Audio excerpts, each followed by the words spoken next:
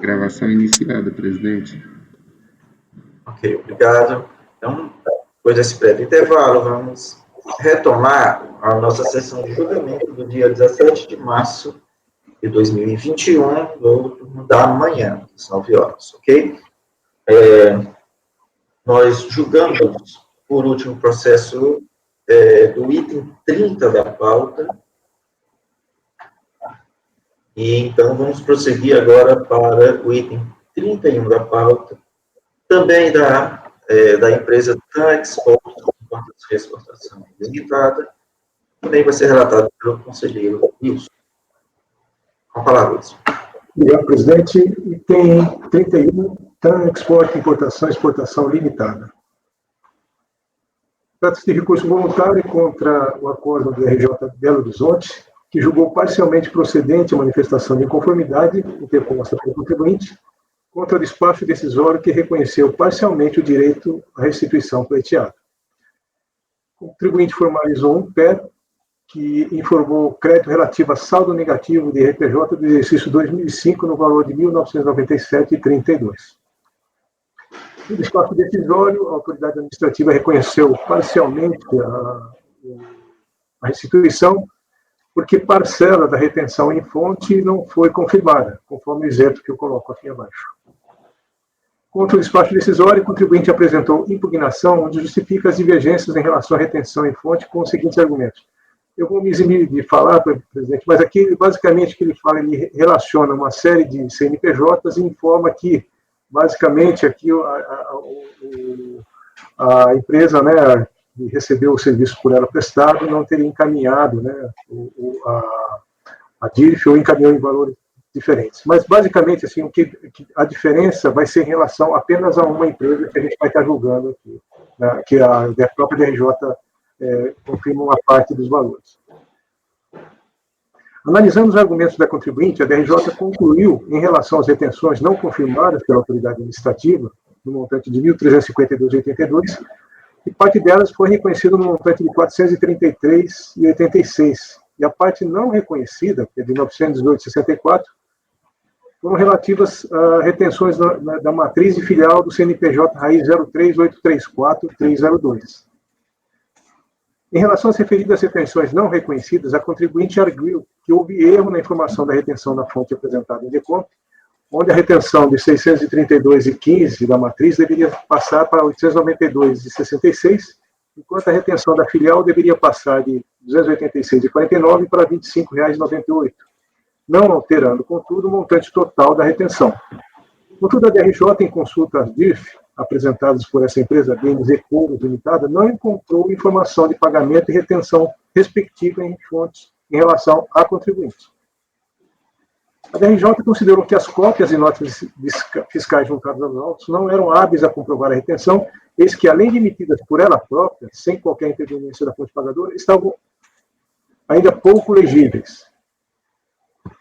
Resignado com o acordo, a contribuinte apresentou recurso voluntário e alega que houve prescrição do prazo para julgamento, fazendo referência aos artigos 24 da Lei 11.457 e o artigo 9º da Lei 9.784 e o artigo 73 do CTN.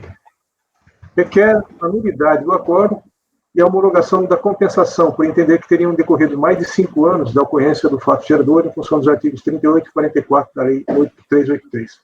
Eu vou ler por completo o voto, presidente, porque tem a questão da homologação tácita, que acho que eu faço referência, como tem o conselheiro Fred, no caso, né, só para poder a gente estar abordando essa questão da homologação tácita arguida pelo contribuinte. O recurso voluntário atende aos requisitos formais de admissibilidade, e fim dele toma conhecimento.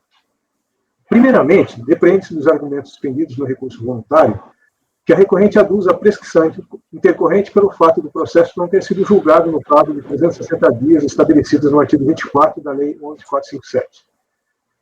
Reconhece-se que o prazo legal, incerto no artigo 24 da Lei 11.457, tem o intuito de buscar maior celeridade no processo administrativo fiscal, em conformidade com princípios constitucionais da eficiência, moralidade e razoabilidade. Contudo, forçoso reconhecer que o artigo 24 da Lei 11.457 não prevê consequências ao processo que extrapolar o prazo ali previsto, como, por exemplo, a homologação da compensação declarada no PDCOMP, analisado no presente processo. Constate-se nesse sentido que o artigo 24 da Lei 11.457 possuía 2 parágrafos que foram vetados pelo Poder Executivo. Um deles exatamente porque atribuía efeitos ao processo no caso de descumprimento. Na mensagem número 140, de 16 de 3 de 2007, são esclarecidas as razões do veto presidencial proposto pelos Ministérios da Fazenda e da Justiça. Aí eu faço referência à justificativa do veto. Portanto, não cabe argumento da recorrente de reconhecimento do crédito e homologação tácita da computação por não atendimento ao disposto do artigo 24 da Lei 11.457. Além disso, a súmula vinculante CARF 11, de observância obrigatória a membros desse colegiado, determina que não se aplica a referido instituto a processos administrativos fiscais. E aí eu colo a súmula CARF 11. Quanto ao prazo decadencial de 5 anos previsto no CTN, arguido pela recorrente para a Fazenda Pública realizar o lançamento, confunde-se a recorrente. Referido prazo é relativo ao lançamento de ofício, e no presente caso se trata de análise de pedido de restituição. Há um prazo de 5 anos para o fisco, para que o fisco proceda à análise da compensação, fim do qual ocorre a homologação tácita da compensação.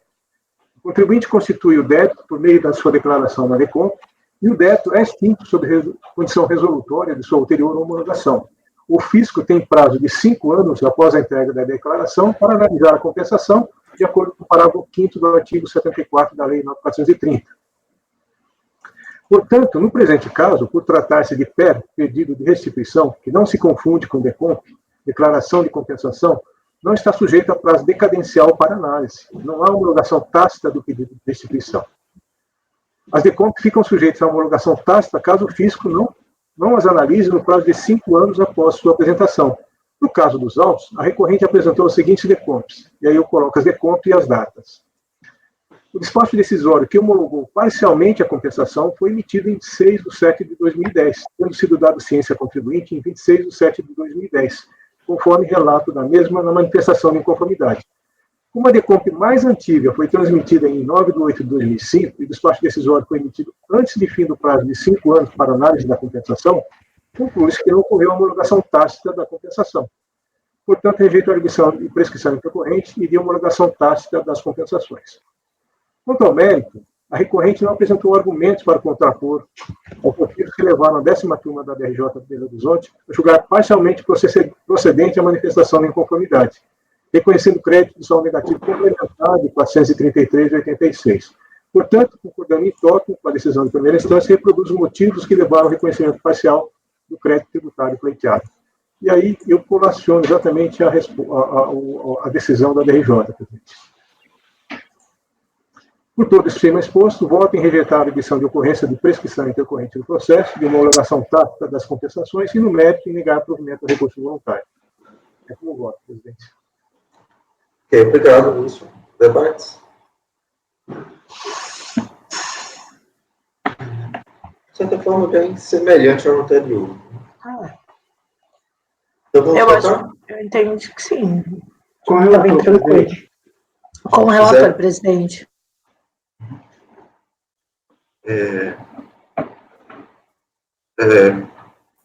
O relator Jefferson. Com o relator, presidente. Fred. Pelas razões que já apontei no julgamento anterior, eu voto pelas conclusões.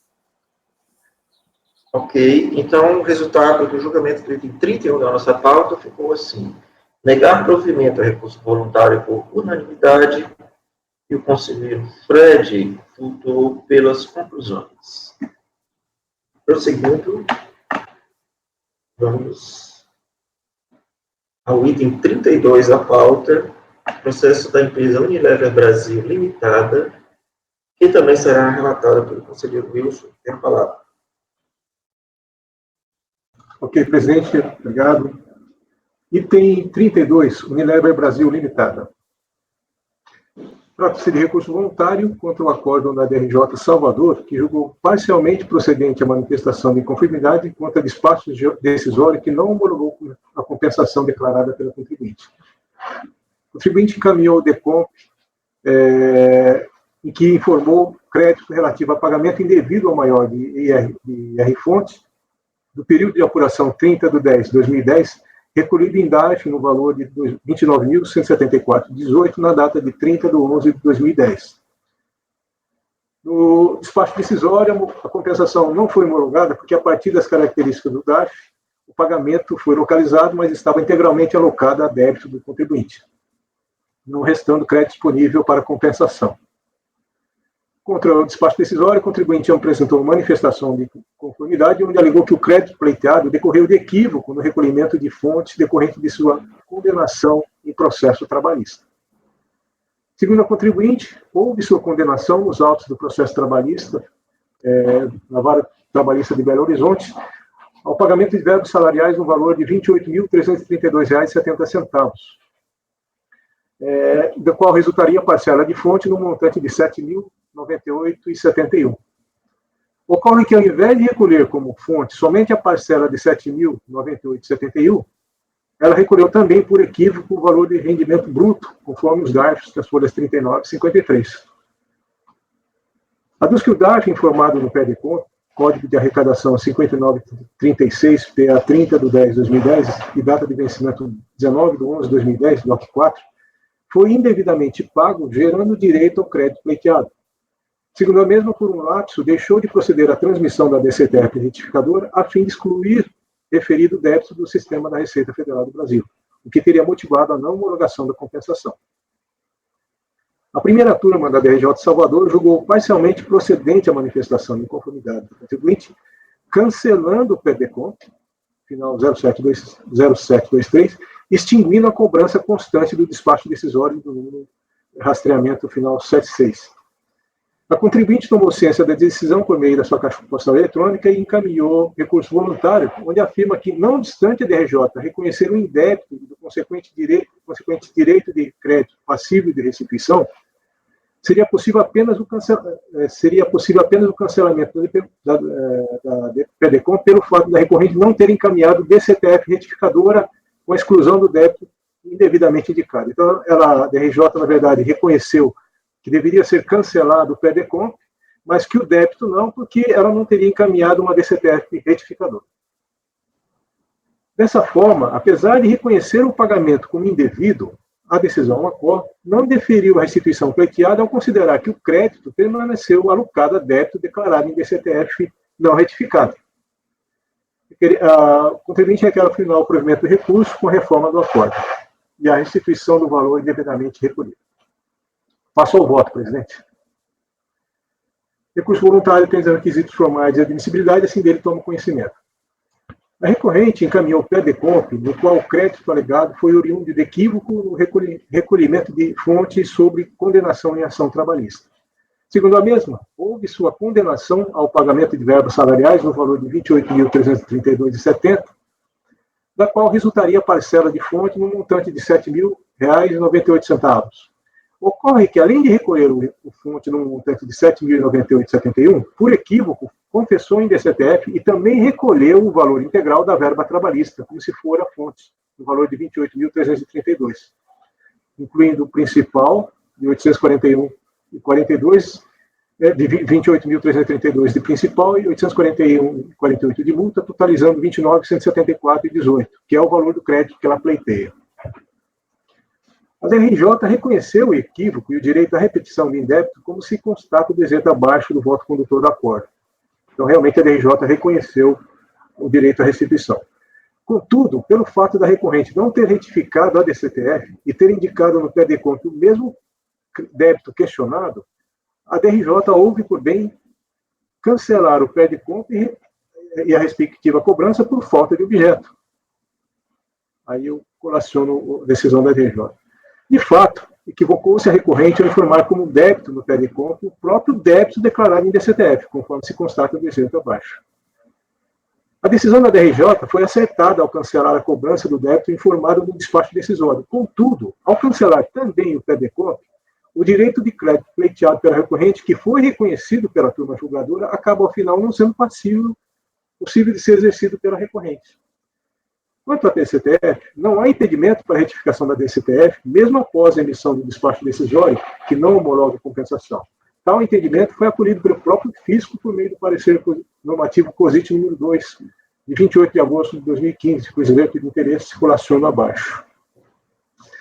Considerando que, no presente caso, a recorrente também se equivocou a indicar como débito o próprio crédito que pleiteia, erro de fato constatado, tendo sido reconhecido o crédito pela DRJ, e ainda que a cobrança indicada no despacho decisório foi cancelada, entendo que deve ser reconhecido o direito à repetição do indébito, permitindo a restituição do montante indevidamente recolhido. Dessa forma, voto em dar provimento ao recurso voluntário, uma reforma do acórdão recorrido, mantendo o cancelamento da cobrança do débito informado do despacho decisório e desconsiderando o cancelamento do PEDECOM final 0723, considerando-se como PER, pedido de restituição. É como voto, presidente. Não sei se ficou claro, mas, assim, basicamente a DRJ, eu acho que na hora que fez o cancelamento do PEDECOM, ela não se ateve ao fato de que, cancelando o próprio PEDECOM, quando tinha o débito que ela está arguindo que não existiu, né, porque era o próprio crédito que ela está pleiteando, ela acaba por não ter o direito a exercer o direito à restituição. É isso, presidente. Sessão, assim, meio chatinha, porque, tanto chato porque o erro aí do contribuinte não está tão claro, né? Ele faz uma decomp para extinguir um débito que, na verdade, é a origem do seu crédito. Isso. É isso? Isso. Perdão, presidente, o detalhe mais complicado é que na CTF, que ele não deveria ter declarado o valor total, né, ele deveria ter declarado o valor da fonte, né, do fonte, ele também não fez a retificação. Né? E não fez a retificação da DCTF, né? Apesar de ter sido reconhecido que é indevido. Aí o que a DRJ fez? O quê? Cancelou a DECOM para que não houvesse cobrança em publicidade do débito, já que estava em DCTF, e como também está na DECOM, é uma confissão de dívida constitui novo débito do cara. Então, o cancelamento foi, entendo eu, para evitar a cobrança de duplicidade. Mas, eu creio que ela não reconheceu o direito creditório porque não houve a retificação da PCTF. Aí, no caso, agora, no curso voluntário, houve a retificação da PCTF? Ou ele continua sem retificar? Eu estou olhando aqui, que não daria tempo dele retificar pelo seguinte, o PA é 2010, a decisão da DRJ é 2017, já não teria tempo. Então, no caso aqui, eu até entendo a oposição da DRJ, esse considerando deferir a restituição, porque o contribuinte, em se confirmando realmente o equívoco, porque o contribuinte não teria como retificar e apresentar a constituição desse débito. Entendeu? Mediante DCTF. Porque a DCTF, no caso, veja, a DCTF, no caso, ela acaba sendo substituída pelo débito que ela confessa no PEDECOM. Exatamente. Só que a DRJ confirma que ele tem direito ao crédito. Confirmou que ela realmente fez um pagamento indevido. Né?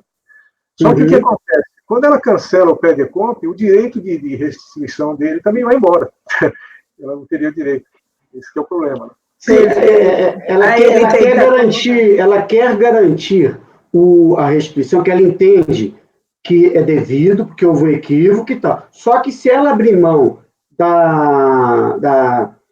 do débito, como é que vai existir, como é que vai figurar? Porque aí ela pede para ele retificar a DCTF, só que não há prazo hábil, né? Isso é o tipo de coisa que se resolve em fase de liquidação administrativa nele, porque o fato ele tem direito, e ele não pode retificar. O que se poderia discutir é o seguinte, mas ele deveria ter retificado isso lá atrás. Tudo bem, deveria, mas não retificou. Agora, o fato, ele não pode retificar mais. Isso quer dizer que ele não faz jus ao crédito? A meu ver, não. Se houve um equívoco, ele faz jus ao crédito. Né? Então, é a questão de como operacionalizar isso. Eu achei, pessoalmente falando, a alternativa do Wilson bem adequada, né? Considerar como PER é uma forma de acomodar essa situação, né? E dar satisfatividade para a decisão. Pessoalmente, eu considero que o Wilson... Mas peraí, mas aqui no caso é PER, não é DECOMP, né? Aqui é PER, né? considerando como PER, né? Desconsiderando o cancelamento do Exatamente, eu tô na parte considerando como e PER. considerando como PER. Mas eu acho que é isso aí mesmo. Exatamente. Eu super. O que eu estou dizendo é que a forma como ele colocou para mim. E tem outra coisa também. Esse débito, né? Eventual, que a questão da DCTF, do débito, é o alocar um determinado débito. Né? A partir do momento que esgota esse prazo também, o contribuinte não pode, eventualmente, qual que é a segurança? Se débito, um eventual outro estaria solto. Eu não posso mais pleitear nada em relação àquilo também. Exatamente. Então, o que pode ser verificado agora, o que pode ser analisado é aquilo que está em julgamento, que é exatamente isso. Né? Então, somente isso pode alterar. Por opção do contribuinte, por retificadora, ele não tem mais condições. Né? Tanto para pleitear uma restrição, ou para declarar aquele débito. Salvo se estivesse algum outro PERDECOMP fora do que a gente não conhece, mas não é o caso, nós estamos atendo a isso. Acho que a gente pode votar, pessoal. Uma outra dúvida é a seguinte: ele diz que parte é devido, mas ele coloca o valor total aqui do lançamento. Aqui, ó, o DAF é 28 mil. Ele fez esse recolhimento duas vezes, né, presidente? Uma vez ele confessou duas vezes. Uma, o valor correto da retenção, e a outra, na verdade, quando ele incluiu o valor, inclusive, do próprio recolhimento lá da verba trabalhista, né? Que seria os 28. Então, na verdade, ele tem direito ao recolhimento da restituição dessa diferença, de 28, do total.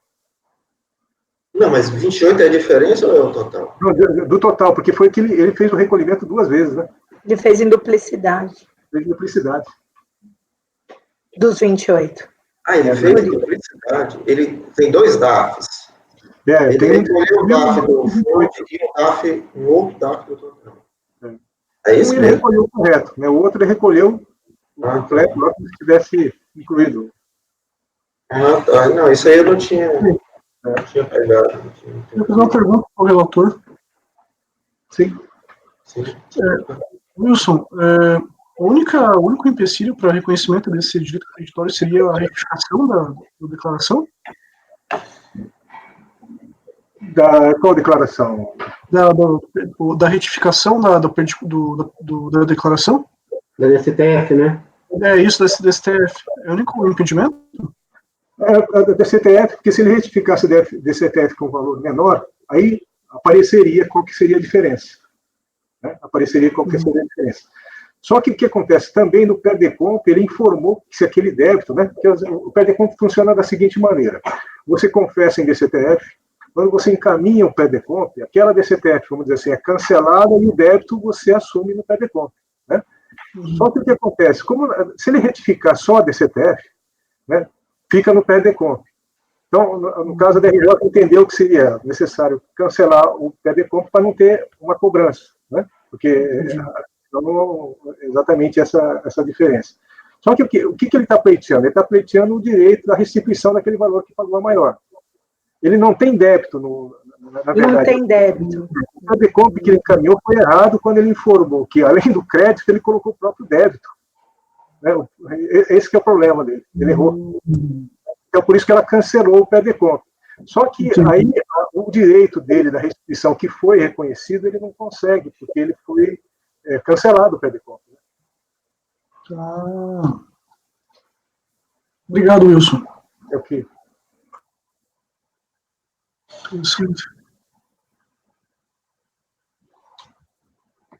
Fez uma belíssima confusão, mesmo tendo direito, né, Wilson? Essa é a grande verdade. Ele fez a duplicidade, aí depois ele fez o decomp com débito que ele não devia. Aí sobrou a situação do PER mesmo, puro, porque não tem o que fazer, né? Agora, eu acho que isso aconteceu porque a DRJ não analisou, ela não prestou atenção no detalhe, que em 2007 já não daria tempo mais para retificar a DCTF. Provavelmente, Efigênio. Se ela tivesse atentado para isso, porque ela reconhece de forma clara que ela realmente é indevido, e tal, ela reconhece esse fato, só que não retificou. Se ela tivesse... Porque isso é comum, às vezes você está analisando e não verifica, não analisa as datas, né? E aqui, porque como é que ficaria a situação? Né? Se tivesse analisado isso, talvez proporia uma outra alternativa, né? É o que parece mesmo. Tudo leva a crer, né?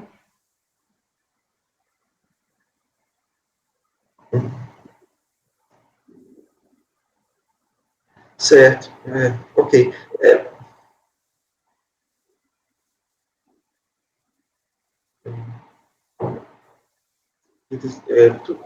Eu só achei assim meio difícil. O que está sendo, eu entendi a ideia, certo? A maneira como está dito aqui, eu temo. Isso aí vai ser só precioso mesmo. Eu colocaria assim, reformar a decisão de primeira instância. Certo? Porque, na verdade, você está mantendo uma parte e não mantendo outra da decisão. Né? Isso daí, não sei, que ficou meio confuso, assim, na minha cabeça aqui. Para mim, ficaria mais claro, né, se fosse assim, ó, estou reformando a decisão de primeira instância, né, no sentido e só dizer que considerar, né, o PDCOMP tal como um pedido de restituição que, como consequência, certo, a inexistência da confissão do débito lá constante, certo? Assim, mas pode ser só preciosismo, né? Mas eu fiquei com essa dúvida no início também, quando eu olho o dispositivo, porque é o seguinte, o que o candidato está querendo é o seguinte, olha, defira o crédito está definido, ele faz de usar o crédito, né? E com relação porque esse final, isso que me levou a uma certa dúvida também, que eu questionei no início. Porque fica, assim, principalmente para quem vai liquidar, isso daí fica meio assim, como assim, eu vou cancelar ou não vou cancelar? Eu vou cancelar o perder conta ou não vou cancelar? Então, se eu estou cancelando... Mas eu não o vou cancelar, dispositivo está claro. Presidente, se me permite, se me permite o seguinte, veja, o que acontece? Por decorrência do despacho decisório, né, o que acontece? Acabou gerando uma cobrança. Né? Não foi homologado. Eu entendi a ideia, entendi tudo. A minha questão é só a relação mesmo. Mas mas eu estou pensando justamente na forma de você estar fazendo a operacionalização lá na unidade. Né? Eu digo o seguinte, assim, olha, a gente tem que estar tendo um posicionamento em relação ao que vai acontecer em relação ao débito perder conta e em relação ao débito confessado lá. Então, aí eu pensei o seguinte, olha, existe efetivamente uma cobrança lá por conta daquele despacho decisório. Então, o que eu estou pensando? Assim, olha, a gente reconhece que aquela cobrança lá, que é originada da não homologação da DECOMP, ela deveria ser cancelada. Por isso eu estou falando que o cancelamento da cobrança do débito informado no despacho decisório. Né? Em relação ao PERDECOMP, eu acho o seguinte, né, o que eu falei foi o seguinte, se eu considerar como PER, né, aquele débito que está lá também não vai ser considerado. Por isso que eu coloquei dessa forma aqui, cancelar a cobrança do débito, né, decorrente do despacho decisório, e desconsiderar o cancelamento do PERDECOMP, considerando-o como PER. Aí vai ter um problema de execução lá. Certo? Por quê? Porque não existe PERDECOMP. Existe o programa PERDECOMP. Certo? Mas o formulário que se apresenta, ou é um PER, ou é um DECOMP. Né? E aí o que acontece? Lá está cadastrado como um DECOMP. Ou seja, tem um crédito, um débito, e isso tem que ser, e o crédito extingue o débito. É assim que está cadastrado. Entende? É assim, ó, não existe PER cadastrado. Né? Então, assim, e se é uma DECOMP, em tese, não dá direito à restituição. Certo? Então, vai haver um problema de execução lá, nisso daí. Certo? Em relação a isso daí. Mas eu também não tenho uma solução, né? Então eu também não posso nem sugerir uma outra alternativa, já que eu não tenho uma solução. Certo? Vamos votar? Efigênio? Eu acompanho o relator, presidente. Acompanhe o relator, presidente. Acompanho o relator, presidente. Acompanhe o relator. Também acompanho o relator. Então, ficou assim, dar provimento ao recurso voluntário por unanimidade, é o resultado do julgamento do item 32 da nossa pauta.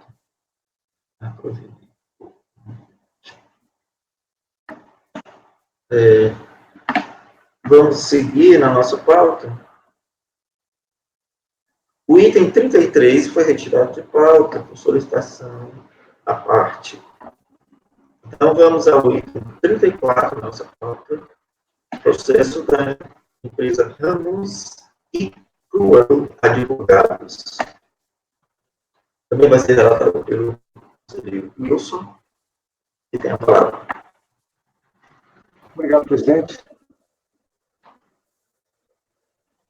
Então, item 34, Ramos e Cruel Advogados. Trata-se de recurso voluntário contra acórdão da DRJ de Salvador, que considerou manifestação de inconformidade procedente em parte. O contribuinte encaminhou ao PDCOMP, no qual utilizou crédito relativo a saldo negativo de CSLL do exercício de 2005.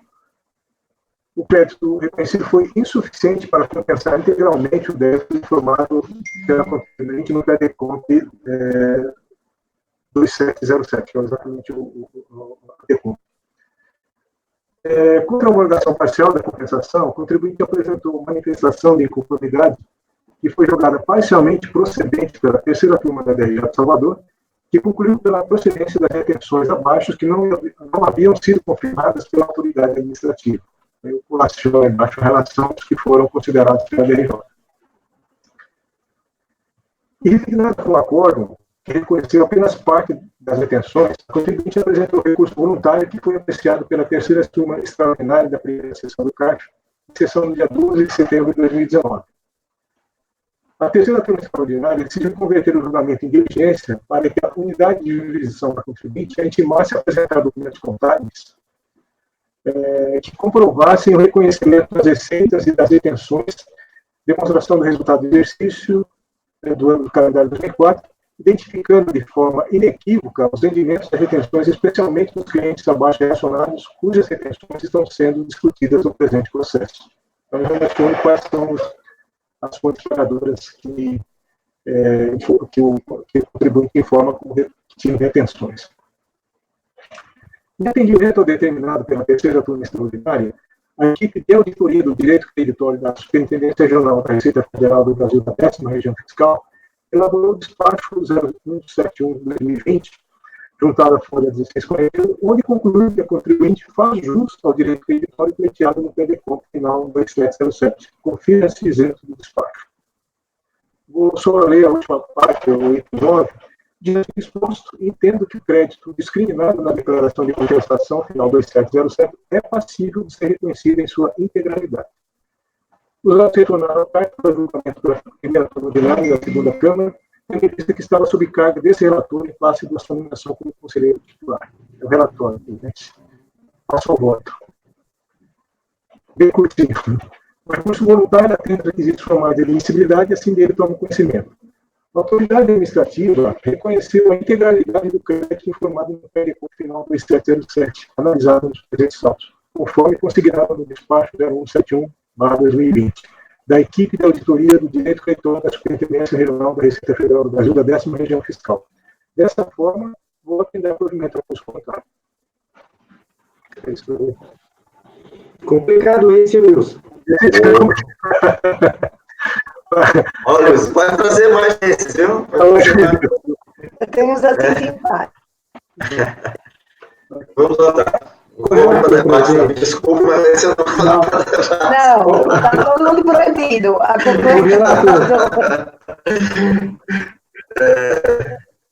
Gisele.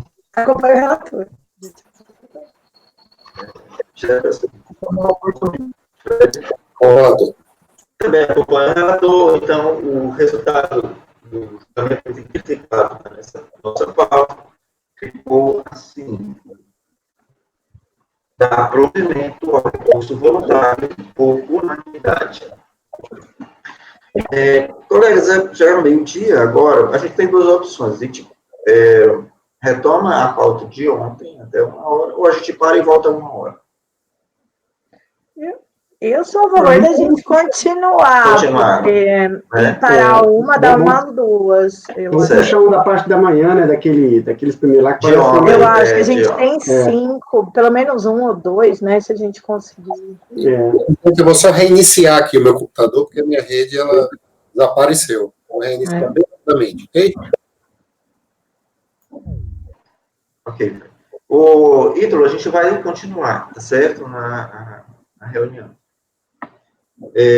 Então, colegas, vamos voltar. Então, deixa eu só anotar aqui. Item 3.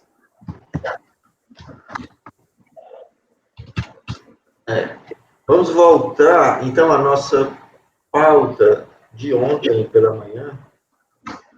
Item 3. Agora vamos só esperar o Fred voltar. Tá? Eu tive que reiniciar também, por isso que eu fiquei com 2 telas, eu não sei se vocês perceberam uma hora, porque minha rede também travou. Tá meio esquisito. Vai ser relatado pelo Wilson. Wilson, você abrir, vamos logo abrir, item 3 da pauta, empresa Next. Já vou abrindo. Enquanto o Fred chega.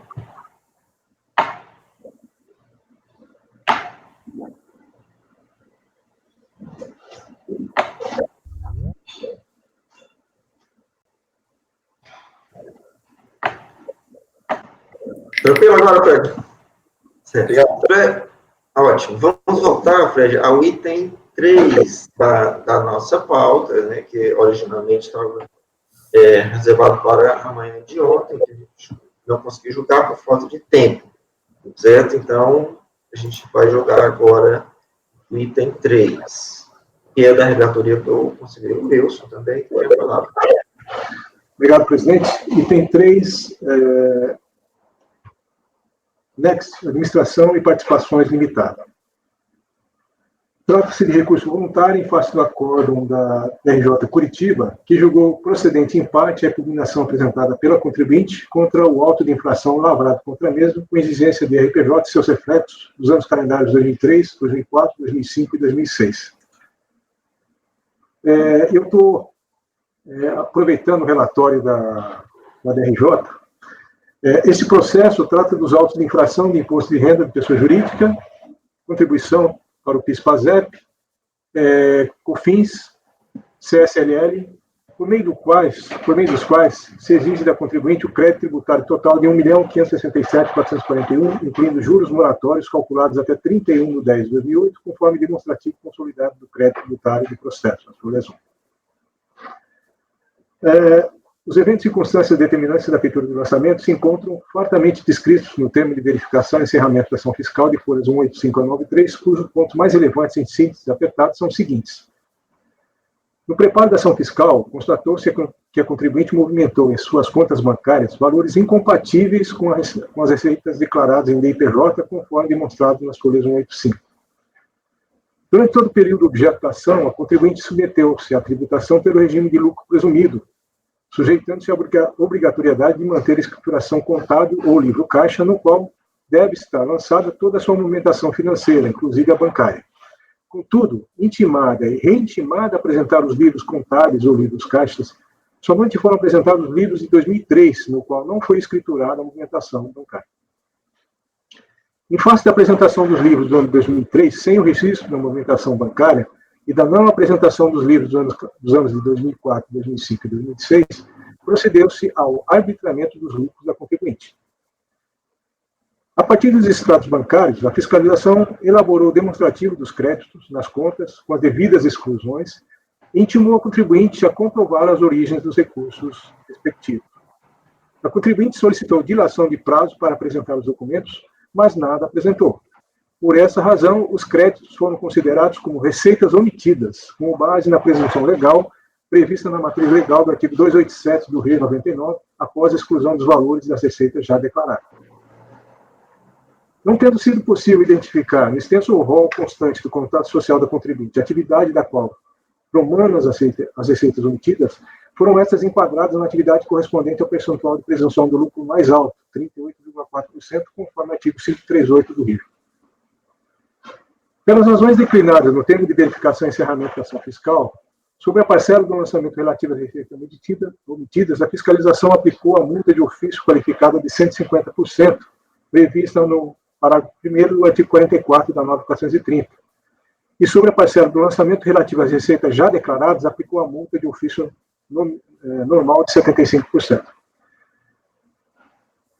A contribuinte foi cientificada do lançamento, apresentou a impugnação alegando que o lançamento se baseia unicamente na diferença entre os valores movimentados em sua conta bancária e os oferecidos à tributação, sem qualquer outro elemento probatório. Que sua atividade de exploração do ramo de aquisição, administração e negociação de ativos patrimoniais de pessoas jurídicas, inclusive de direitos creditórios, empresas comerciais e industriais, decorrente dos respectivos patrimônios, prestação de serviços de assessoria, consultoria em projetos financeiros, informática de pessoas jurídicas, dos setores públicos e privados, intermediação de negócio e participação societária. Enfatiza que o foco de sua gestão empresarial é a administração e negociação de ativos patrimoniais de pessoas jurídicas, inclusive de direitos creditórios.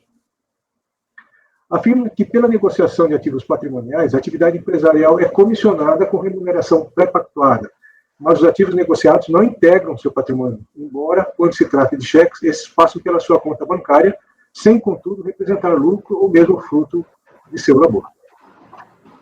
Assegura que é expressivo o número de cheques de terceiros que foram depositados, que geraram a diferença entre as receitas declaradas e os créditos feitos nas contas correntes, e que, sobre tais valores, não poderia ocorrer a incidência de tributos.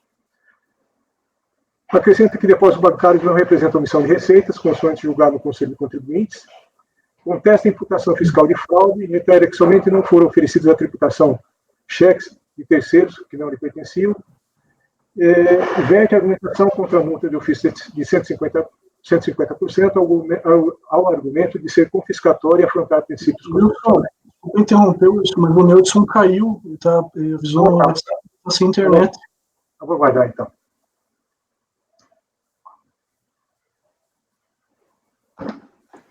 Ele acabou de cair, se sugerir entrar pelo celular. Ah, tá. O Neudson vai vir, então.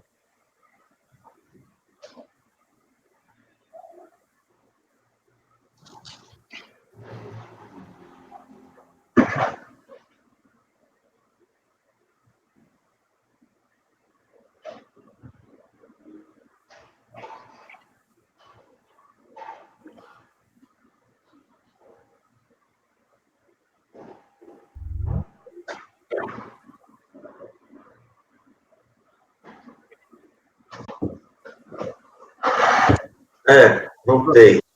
Tá. A internet voltou, desculpe. Imagina. Hoje está complicado a internet, né? Tá. Ok, então, eu estava lendo o relatório.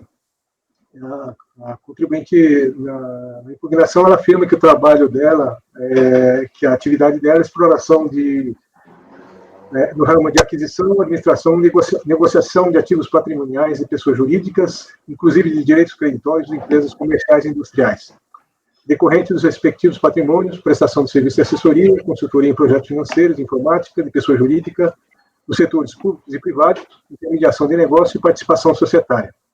Enfatiza que o foco de sua gestão empresarial é a administração e negociação de ativos patrimoniais de pessoas jurídicas, inclusive de direitos creditórios. Afirma que, pela negociação de ativos patrimoniais, a atividade empresarial é comissionada com remuneração pré-pactuada, mas os ativos negociados não integram seu patrimônio, embora, quando se trata de cheques, esses passam pela sua conta bancária, sem, contudo, representar lucro ou mesmo fruto de seu labor. Assegura que é expressivo o número de cheques de terceiros que foram depositados, que geraram a diferença entre as receitas declaradas e os créditos feitos nas contas correntes, e que, sob tais valores, não pode ocorrer a incidência de tributos.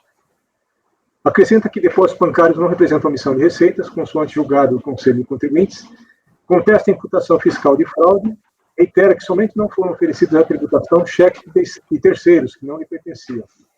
Verte a argumentação contra a multa de ofício de 150% ao argumento de ser confiscatória e afrontar princípios constitucionais. Afirma que o ônus da prova é do ofício e que presunções e indícios não são provas. Finaliza afirmando que, não havendo a configuração clara e cristalina do fato impunível, os autos de infração se mostram irremediavelmente contaminados por vício que os invalidam. Esse é o relatório lá da DRJ. Primeira turma da DRJ deu parcial provimento à impugnação, afastando a imposição da multa de ofício qualificada, por considerar que não restou caracterizada a prática ensejadora de aplicação daquela penalidade, mas manteve integralmente o lançamento de ofício com redução da multa para o percentual de 75%. Aí eu colaciono a ementa da decisão. O contribuinte apresentou recurso voluntário, onde alega que constam nos autos inúmeros cheques de terceiros depositados nas contas correntes e que a título ilustrativo, no período de 10 de janeiro de 2005 a 14 de fevereiro de 2005, constam na conta corrente, do Banco HSBC um total de 7 cheques que totalizam 116.799,87. Que do demonstrativo elaborado pela auditora fiscal atuante, consta a descrição DP Block Box, DCOs, que é a sigla para depósito de cheques cujo valor permanece bloqueado até a compensação, e que tal situação se repete em todo o período, não deixando margem a qualquer dúvida. Que o simples fato de algumas notas fiscais descreverem como serviço de assessoria e serviço prestados não são indicativos suficientes para se pretender alegar que a recorrente não cumpria a atividade prevista em seu estatuto social, qual seja, exploração do ramo de aquisição, administração e negociação de atividades patrimoniais de pessoas jurídicas, inclusive de direitos creditórios de empresas comerciais e industriais decorrentes dos respectivos patrimônios. Que seria incabível para as situações acima expostas à aplicação do artigo 42 da Lei 9.430 da súmula 26. Reitera que uma de suas atividades é de administração e negociação de ativos patrimoniais de pessoas jurídicas, inclusive de direitos creditórios de empresas comerciais e industriais, decorrentes dos respectivos patrimônios, e que, pela negociação de ativos patrimoniais, a sua atividade é comissionada com remuneração pactuada, e os ativos negociados de terceiros não integram o patrimônio, embora, por se tratarem de cheques, transitam por suas contas bancárias sem representar lucro com o mesmo fruto de seu labor. Que não haveria qualquer ilicitude em movimentar valores de terceiros em contas bancárias na atividade FECMA. Descreve a atividade FECMA e que no exercício de sua atividade recebe sua remuneração com base em descontos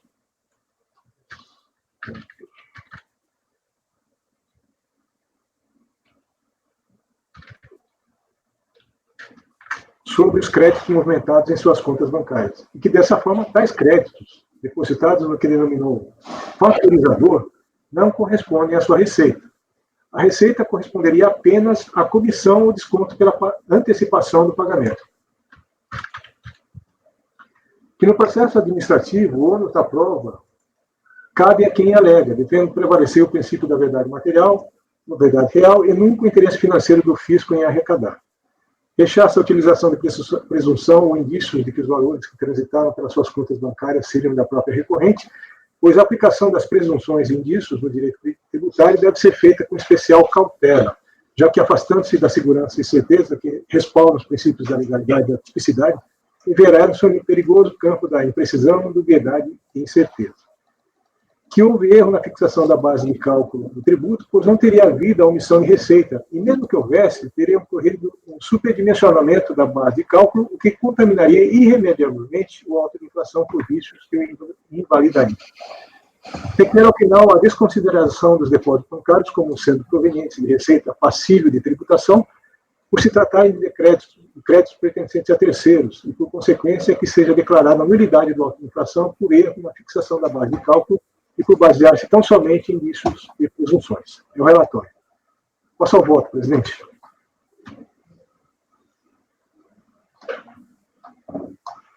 Contra a recorrente foi lavrado auto de infração com exigência de RPJ e seus reflexos relativos aos anos calendários 2003 a 2006, totalizando crédito tributário de R$ 1.567.441, que inclui multa de ofício qualificada de 150%.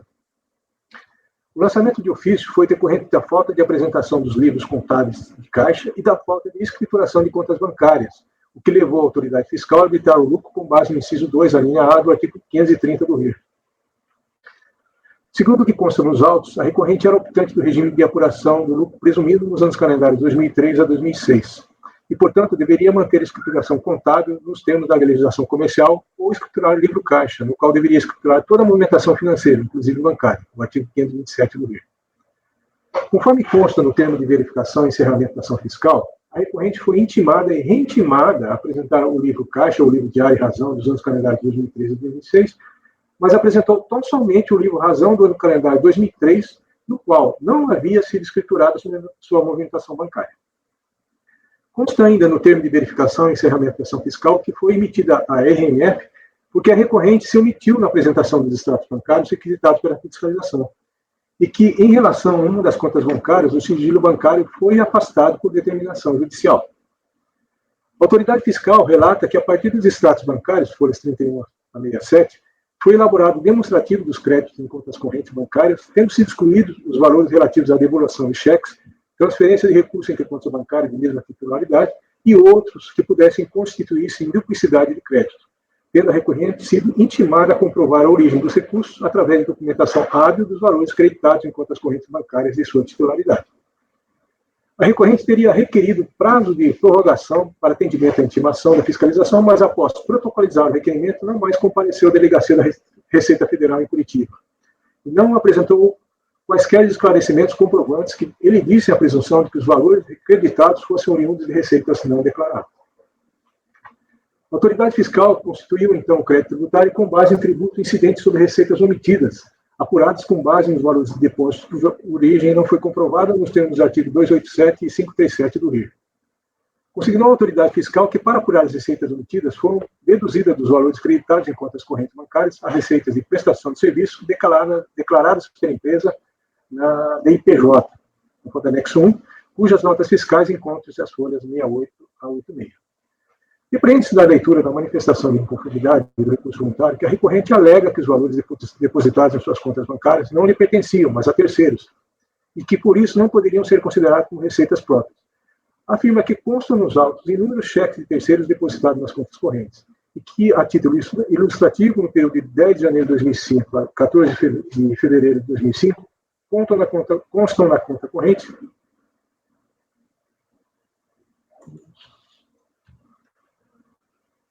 do Banco HSBC um total de 7 cheques que totalizam 116.799. Contudo, a recorrente não informa de quem seriam esses cheques, apenas afirma que são de terceiros, não apresenta nenhuma prova para comprovar o que afirma. Aduz a recorrente que sua atividade é a negociação de ativos de terceiros que seria comissionada com remuneração pré-pactuada. Dá a entender que tratar-se de atividade de factoring. Contudo, a recorrente não apresentou nenhuma comprovação de que os depósitos realizados em suas contas bancárias não lhe pertenciam, ou que seria o decorrente da suposta atividade de factoring. Afirmou que sua atividade empresarial era de negociação de ativos de terceiros e que receberia comissão com remuneração pré-pactuada, mas não apresenta nenhum contrato, nenhum documento sequer, nada que dê suporte à sua afirmação. Como preconiza o brocado jurídico, reproduz apenas alegar e não provar é como não alegar. A recorrente alega que no processo administrativo o ônus da prova cabe a quem alega, devendo prevalecer o princípio da verdade real. Ocorre que o dispositivo citado na auto de infração é o artigo 42 da Lei 9.430, abaixo transcrito. O dispositivo acima citado ampara a presunção combatida e positivou no ordenamento jurídico a caracterização de omissão de receita ou de rendimento os valores creditados em conta de depósito ou de investimento mantido junto à instituição financeira, em relação aos quais o titular, pessoa física ou jurídica, regularmente intimado, não comprove, mediante documentação hábil e idônea, a origem dos recursos utilizados nessas operações. Trata-se de uma presunção relativa e admite comprovação em contrário. Portanto, bagulha-se com o princípio da verdade material, pois trata-se apenas de um meio de prova eleito pelo legislador como suficiente para a demonstração da ocorrência do fato jurídico tributário. Nesse caso, portanto, inverte-se o ônus probatório, cabendo à recorrente elidir a acusação fiscal através da comprovação da origem dos recursos. Há que se esclarecer que não se está tributando o depósito bancário. O que se tributa como receita omitida são os depósitos que a recorrente não logrou comprovar a origem, Não há que se falar, portanto, em erro na fixação da base de cálculo do tributo, uma vez que a recorrente teve toda a oportunidade para afastar a acusação fiscal, mas não o fez. Não logrando a recorrente afastar a acusação fiscal da ocorrência da emissão de receita, uma vez que não apresentou documentos que comprovassem a origem dos recursos que transitaram pelas suas contas bancárias, há que se manter a decisão recorrida. Há que se consignar que mantém-se os lançamentos reflexos de CCNR, PIS e COFINS por decorrerem do mesmo fato gerador do lançamento do IRPJ. Pelo exposto, voto em negar provimento do recurso voluntário. É como voto. Ok. Obrigado. Debates?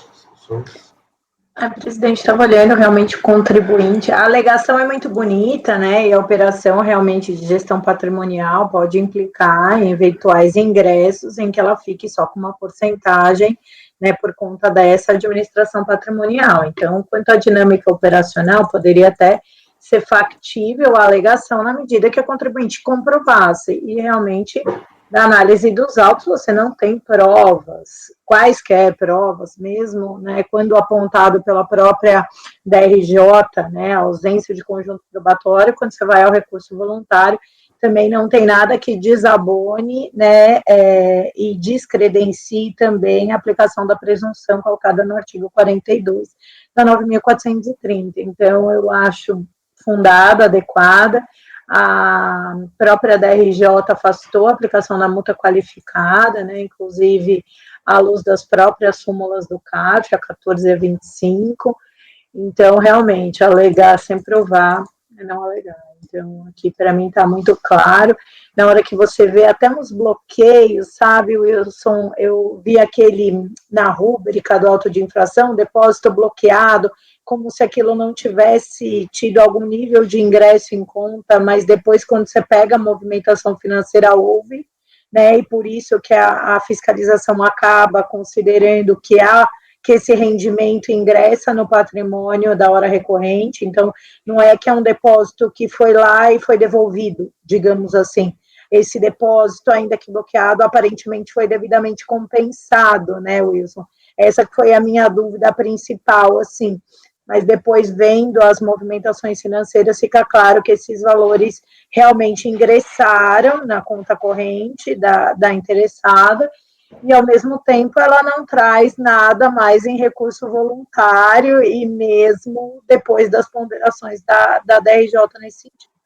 Então, eu realmente evidencio uma absoluta carência de provas aqui, em face da alegação apresentada de que seria mera comissão, e tudo bem, né? Podem existir ingressos, nada impede que esses ingressos entrem e saiam, por conta dessa porcentagem de remuneração decorrente dessa gestão e da própria atividade que a interessada exerce, mas aquela não prova que esses ingressos, em especial, foram devolvidos, ainda que em parte, para as empresas contratantes dessa atividade de gestão patrimonial. Então, eu fiquei bem convencida e para mim é isso.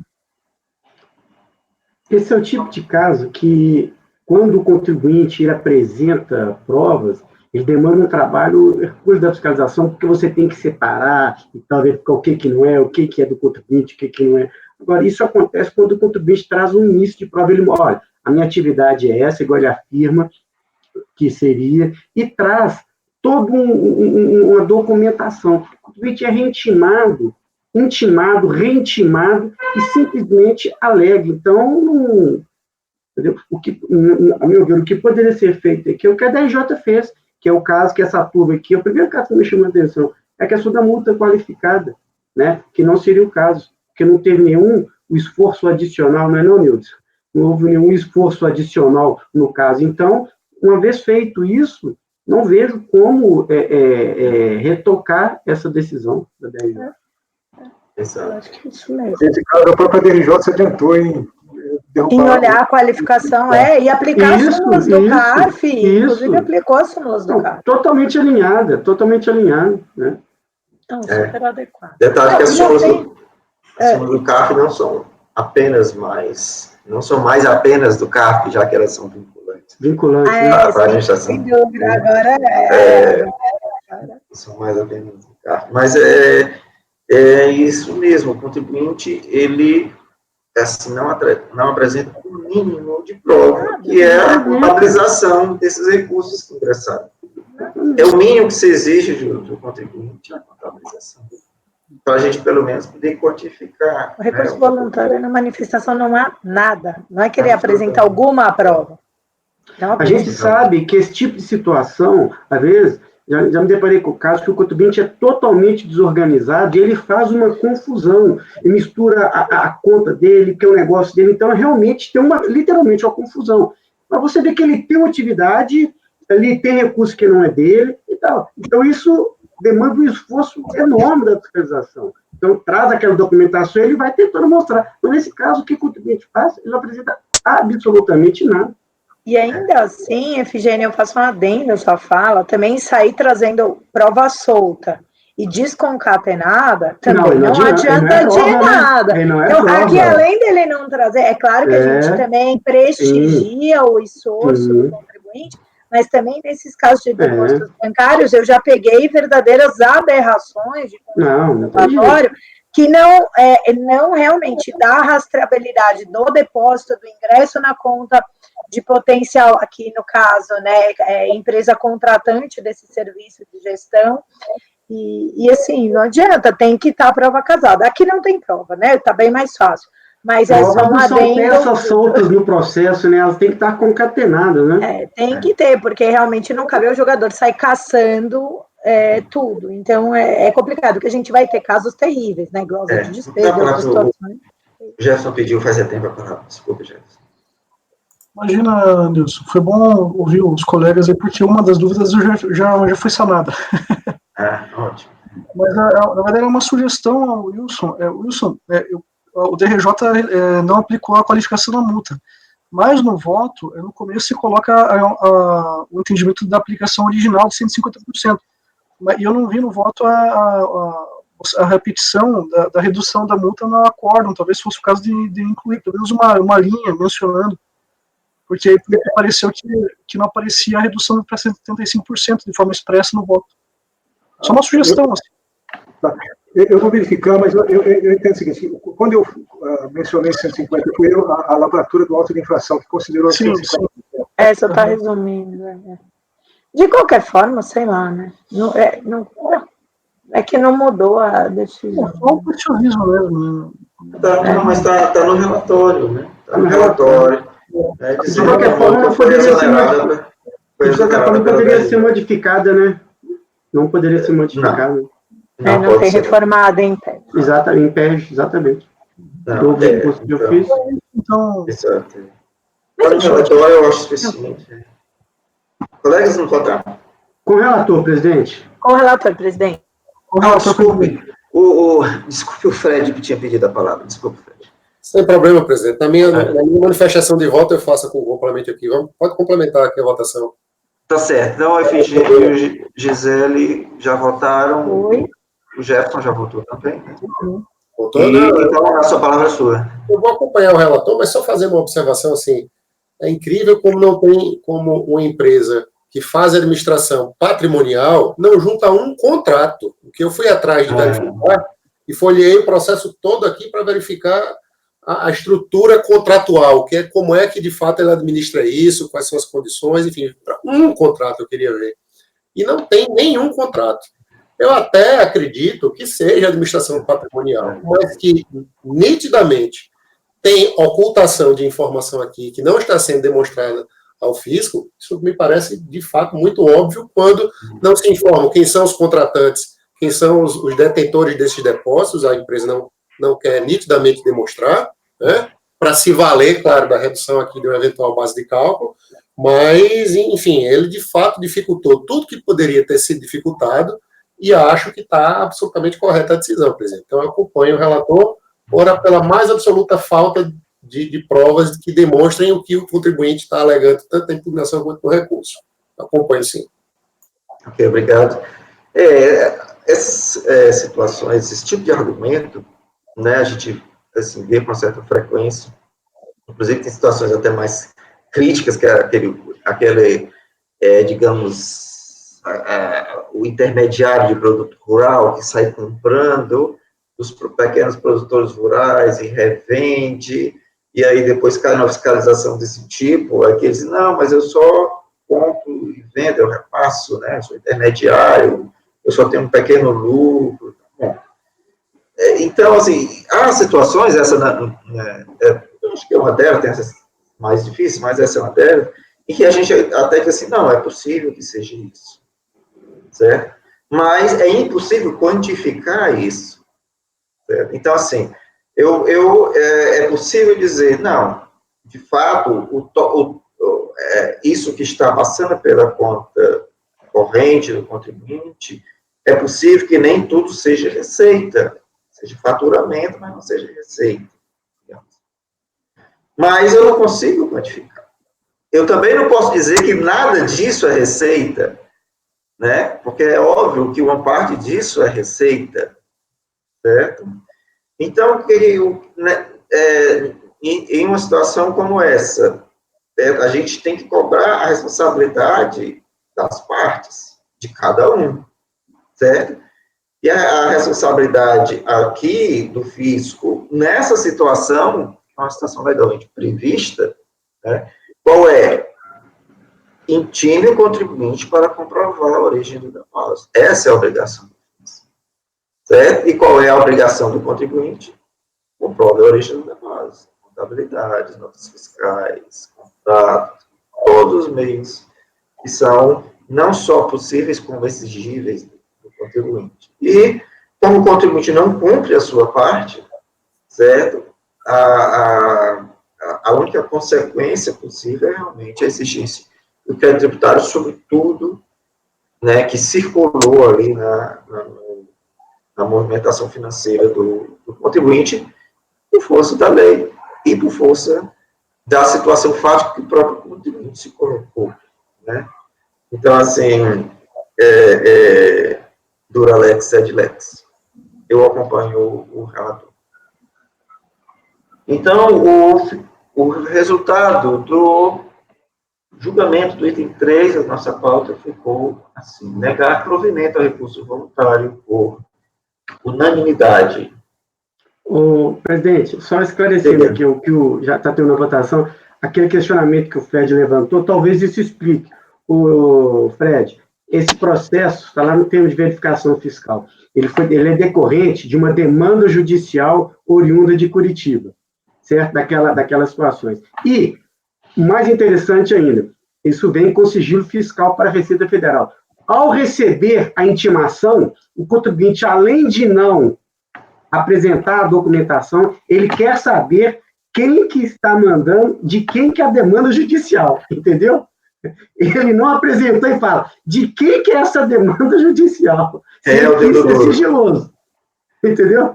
Então, isso explica em parte as suos questionamentos. Sem dúvida, enfim. Entendeu? Ou seja, a operação aqui não existe. Vamos ver se dá tempo de votar mais um? Vamos. Então, vamos ao item 4 da nossa pauta, processo da empresa Sideral Materiais para Construção Limitada, com a palavra do conselheiro Wilson, conselheiro relator. Obrigado, presidente. Item 4.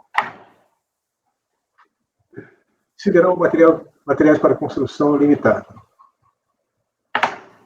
Trata-se de recurso voluntário, em face do acórdão da DRJ São Paulo, que julgou improcedente a impugnação apresentada pelo contribuinte contra a auto de infração lavrada com exigência de RPJ e seus reflexos no ano calendário de 2006. Aqui eu estou reproduzindo o relatório também da DRJ. O interessado foi autuado em 25/2/2011 no RPJ e reflexos por omissão de receitas por presunção legal de depósitos bancários de origem não comprovada, e 2, por meio de prova direta de revenda de mercadorias, tendo sido habitado o lucro no ano calendário de 2006, exigido crédito tributário total de R$ 2.068.983, incluindo impostos, contribuições, multas de ofício de 75% e 150% e juros de mora calculados até 31/1/2011. Fiscalização do seu termo de verificação, as folhas 508 e 513, da conta em resumo os seguintes fatos. Valores dos créditos gerais. Aqui, só um parênteses, presidente, é o seguinte, decorrente de omissão de receitas por depósito em conta bancária, né? Só que ele faz uma distinção aqui em duas duas situações. Uma é que seria decorrente de recebimento, né, uma conta bancária seria recebimento de cartão de crédito, e a outra que não tem uma finalidade que ele chama de genérico. Então, sobre essa receita que seria decorrente de recebimento de cartão de crédito, que ele entende que seria decorrente das vendas, ele aplica a multa qualificada de 150%, e na outra de 75%, essa distinção. Valores dos créditos gerais decorrentes de movimentação financeira nos extratos bancários das contas correntes relacionadas no quadro 2, do termo de intimação, de constatação e intimação, número 1. Aí ele faz um total de 9.426. Esses valores não foram comprovados pelo contribuinte. Valores dos créditos de administração de cartões e financeiras decorrentes de movimentação financeira nos extratos bancários das contas correntes relacionados no quadro 2. Isso aí que seria a venda de cartão de crédito, no total de 3.208. Esses valores também não foram comprovados pelo contribuinte. O contribuinte, reintimado a apresentar a nova escrituração contábil com a entrega do livro Diário e Razão, além da DIPJ, do ano calendário de 2006, não o fez. Assim, o lucro será arbitrado conforme a legislação dada pelo artigo 530, inciso 1º, e será determinado pelos artigos 532 e 537, ambos do decreto 3.000, do Rio 99. O contribuinte apresentou à época, então à época ele era do Simples, a época da declaração simplificada da pessoa jurídica, 2007 Simples, tendo recolhido o tributo Simples mensalmente, como comprova os recolhimentos efetuados de fevereiro de 2006 a janeiro de 2007, relativamente aos períodos de apuração de janeiro a dezembro de 2006. Esses valores recolhidos do IRPJ da CSL serão utilizados na compensação dos valores devidos e apurados no auto de infração lavrada. Então, ele fez a compensação dos valores que haviam sido recolhidos na sistemática do Simples. Os valores dos créditos de administradores de cartão e financeiras apresentados no quadro B e os fatos descritos anteriormente no termo de constatação e intimação fiscal figura, em tese, crime contra a ordem tributária previsto na legislação em vigor, cujo dolo se caracteriza pelo fato de contribuinte não ter efetuado recolhimento dos tributos, contribuições federais incidentes sobre a receita omitida, tais como IRPJ, CSL, PIS e COFINS, de acordo com a legislação vigente atinente ao fato. Aí ele fala os reflexos, né, do PIS, COFINS e CSLL, que eu vou deixar de estar abordando, porque exatamente é o reflexo do IRPJ. Continuando no amarelo, a empresa apresentou a impugnação em 23 de 3 de 2011, por meio de seu advogado, alegando em resumo que, 1. O arbitramento é nulo, pois se deu em razão da inexistente recusa de entrega de documentos. B. A postergação de entrega foi induzida por várias correspondências pelo próprio fiscal, que preferiu arbitrar o lucro ao invés de fiscalizar, conduzindo seu trabalho em outro local, impossibilitando assim esclarecer documentos contábeis apresentados.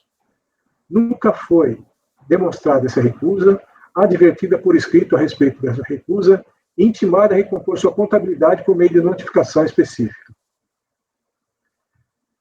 3. Se a documentação é firme, como nesse caso, não cabe arbitramento, nem a utilização de outra presunção de ocorrência de fato jurídico e base de cálculo, pois só se pode aplicar o artigo 148 do CTN, abre aspas, sempre que sejam omissos ou não mereçam fé as declarações, o esclarecimento prestado, os documentos expedidos pelo sujeito passivo por terceiro legalmente obrigado, fecha aspas, quando o sujeito passivo for omisso, reticente ou mentiroso em relação ao valor ou preço de bens, direitos ou serviços, o que nunca se verificou nesse caso, sendo certo que caberia ao fisco comprovar a inveracidade dos fatos informados ou registrados, o que não ocorreu nesse caso. Em resumo, a conduta do fiscal afrontou o princípio da moralidade administrativa e o da impessoalidade, pois todas as solicitações foram atendidas e nunca negou-se a apresentar livros e documentos solicitados, de modo que a esse julgamento deve ser aplicada as súmulas 346 e 473 do STF, bem como a número 76 do antigo TRF. Ele reproduz. Foi considerada omissão de receita toda a movimentação das contas bancárias, como se esta fosse receita líquida. O confisco que se dá nesse caso é ilegal e inconstitucional, conforme argumento de praxe. Pleiteia a realização de perícia ou diligência apontando perita, seu endereço e os quesitos abaixo elencados. A impugnação foi julgada improcedente pela 4ª turma da DRJ de São Paulo, em acordo com a ementa, eu reproduzo abaixo. O contribuinte tomou ciência da ordem em 16 de 1 de 2012 e apresentou recurso voluntário, onde alegou o seguinte: preliminarmente que teria havido cerceamento do seu direito de defesa porque a turma julgadora ACOR a teria impedido a produção de necessária prova pericial contábil expressamente requerida pela recorrente na sua manifestação de inconformidade e, por isso, requer a anulação da decisão recorrida. Que todos os livros contábeis e demais documentos fiscais solicitados pelo senhor auditor fiscal foram entregues nos prazos por esses designados em Delegacia da Receita Federal em São Paulo, capital. Que a fiscalização não verificou a existência real do fato gerador do crédito tributário lançado, ou seja, verificar se a recorrente praticou ou não o fato gerador do RPJ e seus reflexos no ano calendário 2006. Que o auditor fiscal sequer teve o zelo de comparecer à sede da recorrente para confrontar as movimentações financeiras informadas pelas administrações de cartão de crédito e débito com os documentos fiscais e contábeis escriturados pela recorrente. Que não caberia o arbitramento do lucro, uma vez que seria o regime aplicável para a avaliação de preços, bens, serviços ou atos jurídicos, quando os documentos ou declarações do contribuinte forem omissos ou não mereçam fé. E o arbitramento do lucro somente poderia ser utilizado em caráter excepcional, em casos extremos.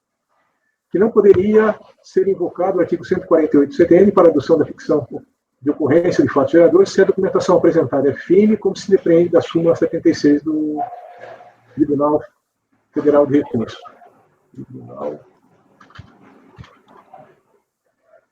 Que a prova por indício ou presunções comuns não importa na confirmação de que o fato gerador tenha ocorrido, cabendo à autoridade fiscal a verificação da exata subsunção do fato à norma abstrata prevista na lei formal, ou seja, que o lançamento de ofício não poderia ser realizado por lhe faltar o requisito da plena vinculação.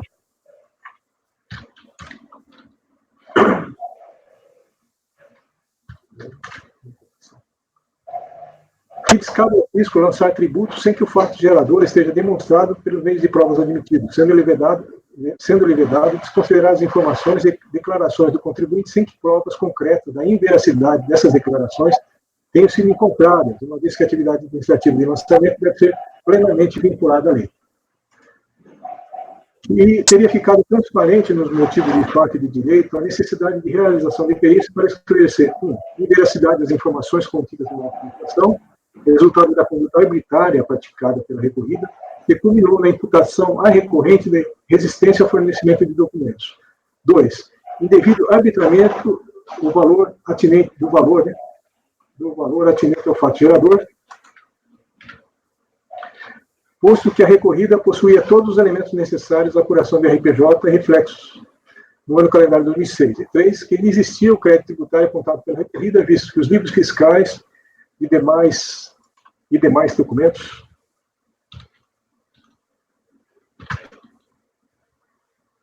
contábeis comprovariam que a recorrente cumpriu fielmente com sua obrigação tributária perante a Fazenda Pública Federal, formulou quesitos para a realização da perícia.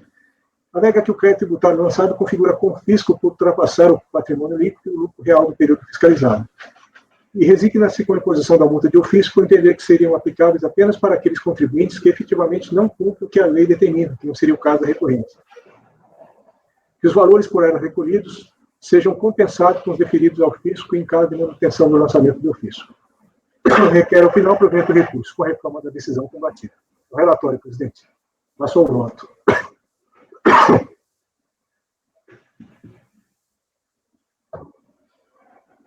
A nulidade do acordo.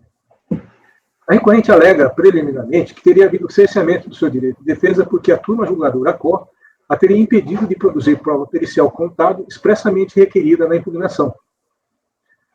A DRJ indeferiu o pedido de perícia porque, no curso da ação fiscal, a contribuinte não apresentou a escrituração contábil exigida pela autoridade fiscal. A recorrente também não apresentou sua escrituração contábil na impugnação, como deveria ter feito de acordo com o artigo 15 e 16 do decreto 7235. Ao requerer perícia e escrituração contábil que a recorrente não apresentou no curso da ação fiscal e tampouco na impugnação e no recurso monetário, entendo haver intuito meramente protelatório, motivo pelo qual deve ser indeferida. Pelo mesmo motivo, portanto, entendo que deve ser rejeitada a adição de nulidade do acórdão recorrido por cessamento de direito de defesa, uma vez que a recorrente não apresentou as provas no momento apropriado, tampouco apresentou justificativas por não tê-las apresentado. Quanto ao mérito, conforme se verifica as folhas 382 e 384, foram juntados aos autos parte do processo 2007, final 2007-11, com o ato declaratório executivo 58 de 2010, que excluiu a recorrente do Simples Federal a partir de 1/1/2005 por extrapolação do limite legal de receita bruta optantes do regime diferenciado em 31/12/2004. Então, o que acontece é que o lançamento ocorreu da exclusão da recorrente do Simples naquele outro processo, que, na verdade, ela não está arguindo qualquer questão relativa à exclusão aqui nesse processo. A observação acima se faz necessária porque consta no termo de constatação e reintimação fiscal número 1 e no termo de constatação e reintimação fiscal número 2 que a autoridade fiscal consignou que a recorrente fora excluída do Simples Federal a partir do ano calendário 2005. A recorrente não apresenta contestação contra a sua exclusão do Simples Federal, apenas pleiteia, conforme acima relatado, a compensação dos recolhimentos feitos com base na sistemática diferenciada, caso não acolhido seus argumentos para a reforma da decisão da primeira instância do julgamento. Dessa forma, não contestada, entendo que deve ser considerado como válida a exclusão da recorrente do Simples Federal e, portanto, necessária a adoção de outro regime de tributação.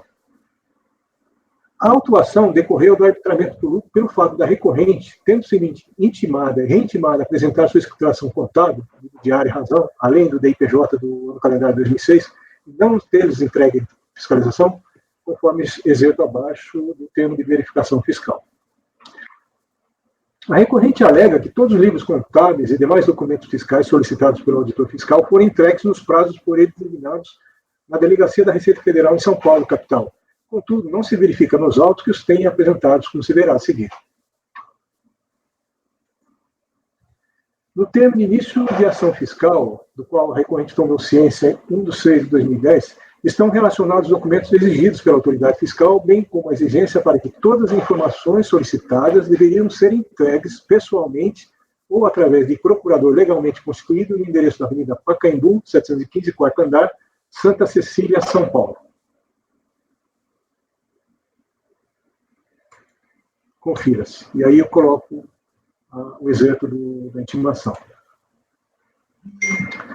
Conforme consta no termo de retenção de livros, documentos fiscais e comerciais, número 1, em 1/7/2010, a recorrente apresentou os extratos bancários solicitados pela autoridade fiscal e requereu prorrogação de prazo de 7 dias para apresentação do livro diário, razão, registro de entrada e saída e do livro de inventário do ano calendário de 2006. Em 8/7/2010, a recorrente solicitou nova prorrogação de prazo de 10 dias de prazo para apresentação dos mesmos documentos fiscais. Relação de bens da empresa, balanço patrimonial e alguns períodos de extratos bancários. A prorrogação foi concedida pela autoridade fiscal. Em 3/8/2010, a recorrente apresentou o livro de registro de entrada, número 16, e livro de registro de saída, número 15, ambos do ano calendário 2006, os quais ficaram retidos pela fiscalização. Não constam nos autos que a recorrente tenha apresentado o livro diário e razão e do livro de registro de inventário do ano calendário 2006. Em 17/9/2010, a recorrente foi intimada, através do termo de devolução de livros e documentos fiscais e comerciais, apresentar o livro caixa e o livro registro de inventário do ano calendário 2006. Em 21/12/2010, através do termo de constatação, intimação e reintimação fiscal número 1, a recorrente foi reintimada a apresentar no prazo de 10 dias o livro diário e razão do ano calendário 2006, livro de inventário dos anos calendários 2005 e 2006, balanço patrimonial, demonstrativo de resultado do exercício 31/12/2006 e cópia da DIPJ 2007. Em 14/1/2011, através do termo de constatação, intimação e reintimação fiscal número 2, a recorrente foi reintimada a apresentar no prazo de 10 dias o livro diário e razão do ano calendário 2006, livro inventário dos anos calendários 2005 e 2006, balanço patrimonial e demonstrativo de resultados e cópia da DIPJ.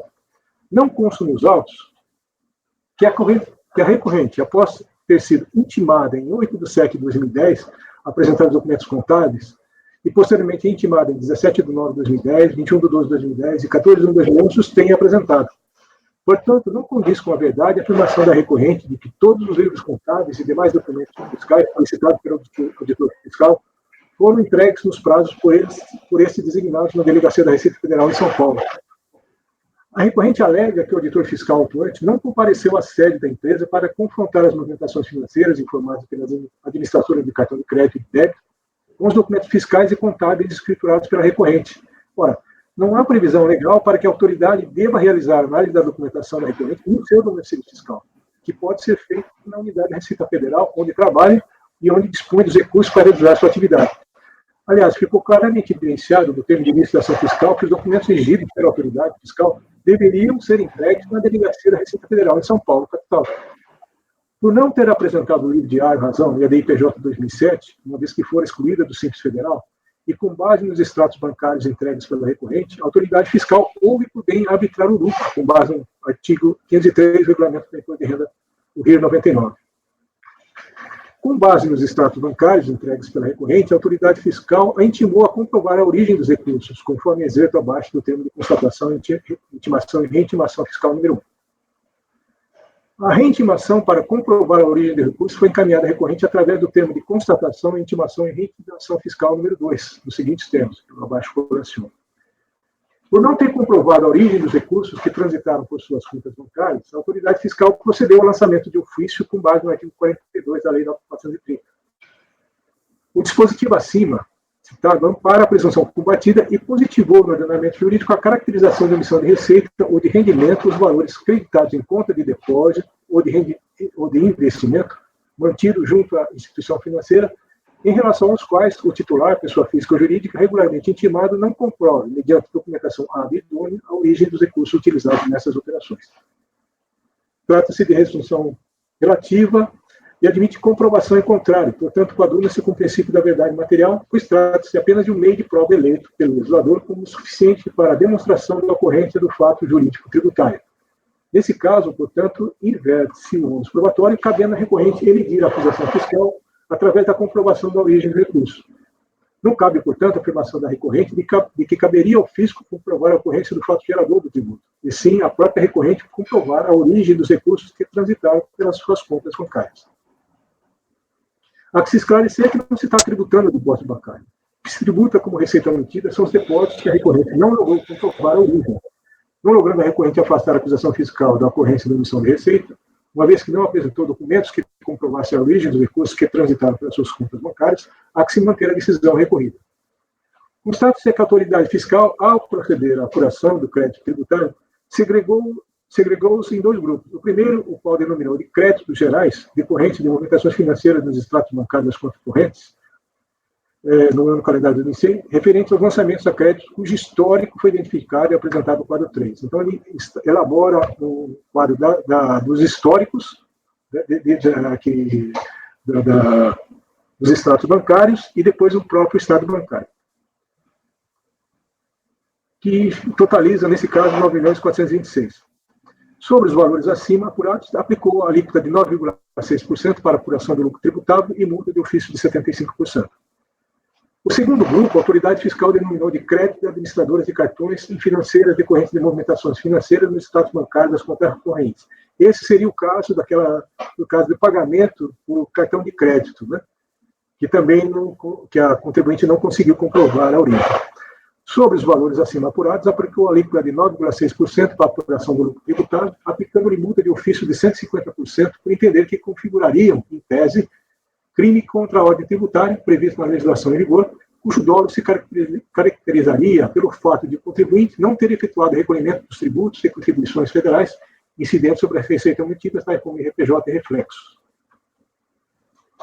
Nesse ponto, entendo que não cabe a multa qualificada, pois a situação encontrada foi idêntica ao do grupo denominado créditos gerais pela autoridade fiscal. Isto é, em ambos os grupos, o crédito tributário lançado decorreu da não comprovação da origem dos depósitos. A situação é idêntica nos dois grupos, e, portanto, não cabe a um dos grupos a imputação da multa de ofício de 75% e no outro a multa de ofício qualificada de 150%. Cabe, aliás, no presente caso, a aplicação da súmula CARF número 25, vinculante. Portanto, afasta a imputação da multa de ofício qualificada de 150% ao item 1 do auto de infração, reduzindo-os para a multa de ofício de 75%. A recorrente alega que seria ilegal e inconstitucional o lançamento por considerá-lo de cunho confiscatório. Não assiste razão recorrente, porque não cabe às instâncias administrativas de julgamento discutir ilegalidade e inconstitucionalidade de leis, competência essa exclusiva do Poder Judiciário. Esse entendimento é pacífico no CARF, de acordo com a súmula CARF número 2. Quanto à incidência da multa de ofício no percentual de 75%, dispõe o artigo 44, inciso 1º da Lei 9.430. Portanto, a multa de ofício decorre de expressa disposição legal, e como a administração pública deve obedecer ao princípio da legalidade, A autoridade fiscal deve pautar o exercício da atividade obedecendo às normas legais, nos termos do artigo 116 da 812. A multa não poderá deixar de ser aplicada. Quanto ao pedido da recorrente para os recolhimentos feitos com base no Simples Federal sejam considerados no crédito tributário apurado, constato que tal compensação já foi realizada pela autoridade fiscal atuante, conforme se depreende do termo de verificação abaixo transcrito. Da mesma forma, constata-se que os valores de PIS e COFINS recolhidos na sistemática do Simples Federal foram compensados na apuração do crédito tributário apurado naqueles tributos. Por todo acima exposto, voto em rejeitar a admissão de nulidade suscitada e, no mérito, em dar parcial provimento ao recurso voluntário, afastando a multa de ofício de 150% para os rendimentos denominados de crédito de administradores de cartões de financeiras, receita operacional emitida do alta inflação, reduzindo-a para 75%, mantendo-se os valores lançados do principal e demais consectários legais para todos os tributos lançados. É com o voto, presidente. Obrigado, Wilson. É bem parecido com a situação anterior. A gente não apresenta nenhum documento. Alguém mais quer fazer alguma pergunta no debate? Eu poderia voltar. Só para reforçar, presidente, nesse caso aqui, a DRJ não havia mantido 150%, né? É a única diferença. Tá certo. Porque realmente aqui não tem conjunto probatório nenhum também, enfim, ele não rebate nenhum dos lançamentos por presunção, não traz absolutamente nada, não tem um agravamento, né, então é importante também dizer aqui, né, só teve a qualificação, e a qualificação de parte, ela foi reconhecida como indevida pelo relator, então, como é de fato, então... Ok. Vamos voltar. Então, com o relator, presidente. Acompanhe o relator, presidente. Com o relator, presidente.